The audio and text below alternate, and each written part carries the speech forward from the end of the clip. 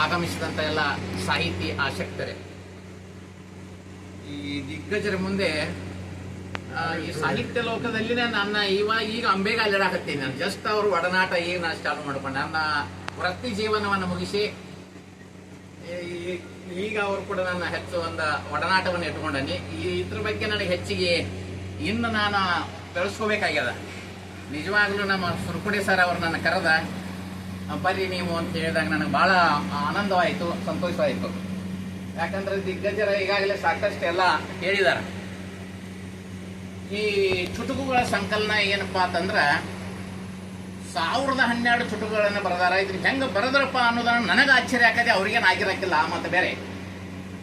ಯಾಕಂದ್ರೆ ಒಂದು ಚುಟುಕ ಇನ್ನೊಂದು ಚುಟುಕವನ್ನ ಹೋಲಿಸೇ ಇಲ್ಲ. ಸಮಾಜದಲ್ಲಿ ಆಗತಕ್ಕಂಥ, ದೇಶದಲ್ಲಿ ಆಗತಕ್ಕಂಥ ಅನೇಕ ಅಂಕುಡೊಂಕುಗಳನ್ನ ತಿದ್ದುವಂತ ಕೆಲಸ ಮಾಡ್ಯಾರ. ನೊಂದವರನ್ನ ಧೈರ್ಯ ತುಂಬುವಂತ ಕೆಲಸದ ಮತ್ತು ಪರಿಸರದ ಪ್ರೇಮಿಗಳಾಗಿನೂ ಕೂಡ ಇದ್ರಾಗ ಬರೆದಾರ. ಈ ಏನು ಬರೆದಿಲ್ಲಪ್ಪ ಅಂತ ಅನ್ನೋದನ್ನ ಈ ಚುಟುಕುಗಳಲ್ಲಿ ಯಾವುದೂ ಇಲ್ಲ. ಪ್ರತಿಯೊಂದನ್ನು ಇದರಲ್ಲಿ ಅಳವಡಿಸಿಕೊಂಡು ಪ್ರತಿ ಚುಟುಕನ್ನು ತಮ್ಮದೇ ಆದಂತಹ ಜವಾಬ್ದಾರಿಯನ್ನ, ಸಂದೇಶವನ್ನ ಸಮಾಜಕ್ಕೆ ಕೊಡುವಂತ ಕೆಲಸಗಳನ್ನ ಈ ಪುಸ್ತಕ ಮಾಡ್ಯಾರ. ಸೊ ಇಂತಹ ಪುಸ್ತಕಗಳು ಸಮಾಜದಲ್ಲಿ ಸಾಕಷ್ಟು ಪ್ರತಿ ಮನೆಗೆ ಮುಟ್ಟಬೇಕು, ಪ್ರತಿಯೊಬ್ಬರ ಮನಸ್ಸಿಗೆ ಮುಟ್ಟಬೇಕು ಅಂದಾಗನ ಈ ಪುಸ್ತಕಗಳ ಬರೆದವರಿಗೆ ಆಗಲಿ ಓದುಗರಾಗಲಿ ಒಂದು ಸಮಾಧಾನ ಸಿಗ್ತದ. ಅವರು ಯಾವಾಗಲೂ ಆಸೆಯನ್ನ ಮಾಡ್ಕೊಂಡವ್ರಲ್ಲ. ನಾನು ಅವ್ರ ಮನೆಗೆ ಹೋದಾಗ ಪಾಪ ಆತ್ಮೀಯಾಗಿ ಬರಕೊಂಡು ನನಗೊಂದು ಪುಸ್ತಕ ಕೊಟ್ಟರು. ಸರ್ ಏನ್ರಿ ಇದ್ರದ್ದು ಕಿಮ್ಮತ್ತ? ಕಿಮ್ಮತ್ ಏನು ಕೇಳಕ್ ಹೋಗ್ಬೇಡ್ರಿಪ್ಪ, ನಾವು ಅದರವರಲ್ಲ ಅಂತ ಸ್ಪಷ್ಟವಾಗಿ ಹೇಳ್ರು.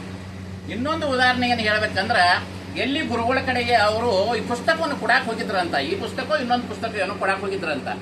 ಹೋದಾಗ ಅವರು ಆ ಕಾರಿನ ಡ್ರೈವರು ಅಥವಾ ಅಲ್ಲೇನು ಸಿಬ್ಬಂದಿನೋ ಯಾರು ಆ ಪುಸ್ತಕವನ್ನು ತಗೊಂಡು ಸರ್ ಕಡೆ ಹಿಂಗೆ ತಿರುಗಿ ನೋಡಾಕ್ ಹಚ್ಚಾರ.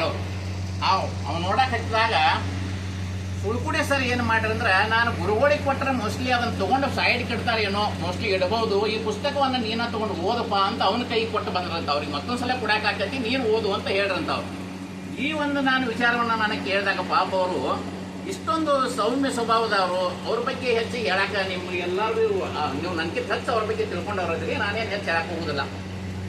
ಅಂಥವ್ರ ಈ ಒಂದು ಕೃತಿ ಇಂಥವೆಲ್ಲ ರಚನೆ ಆಗಬೇಕಾದ್ರೆ ಅಂಥವ್ರಿಂದ ಮಾತ್ರ ಸಾಧ್ಯನೋ ಅಂತ ಹೇಳಿ ನನಗೆ ಅನಿಸ್ತಾ ಇದೆ. ಅದಕ್ಕೆ ಯಾರು ಓದುವ ಪ್ರಿಯರು ಬೇಕು, ಅವರಿಗೆ ಓದುವಂತ ಆಸಕ್ತರಿದ್ರೆ ಮಾತ್ರ ಅವ್ರಿಗೆ ಖುಷಿ ಅನಿಸ್ತದ. ಇನ್ನೂ ಇಂಥ ನೂರಾರು ಪುಸ್ತಕಗಳ ಅವರ ಅಮೃತ ಹಸ್ತದಿಂದ ಮೂಡಿ ಬರಲಿ ಮತ್ತು ಅವರು ಬರೆಯಕ್ಕೂ ರೆಡಿ ಅದಾರು. ದೇವರ ಅವರಿಗೆ ಇನ್ನೂ ಹೆಚ್ಚಿನ ಆಯುಷ್ಯ ಆರೋಗ್ಯವನ್ನು ಕೊಡ್ಲಿ. ಇಂಥ ಪುಸ್ತಕಗಳು ಇನ್ನೂ ಸಾವಿರಾರು ಪುಸ್ತಕಗಳನ್ನು ಬಿಡುಗಡೆ ಮಾಡಲಿ ಅಂತ ಹೇಳಿ ಸಂದರ್ಭದಲ್ಲಿ ಹೇಳಿ ನನ್ನ 2 ಮಾತಿಗೆ ವಿರಾಮವನ್ನು ಕೊಡ್ತೇನೆ. ಎಲ್ಲರಿಗೂ ಮತ್ತೊಮ್ಮೆ ನಾನು ಮನ ತುಂಬಿ ಶರಣು ಶರಣಾರ್ಥಿಗಳೊಂದಿಗೆ ನನ್ನ 2 ಮಾತನ್ನು ಮುಗಿಸ್ತೇನೆ.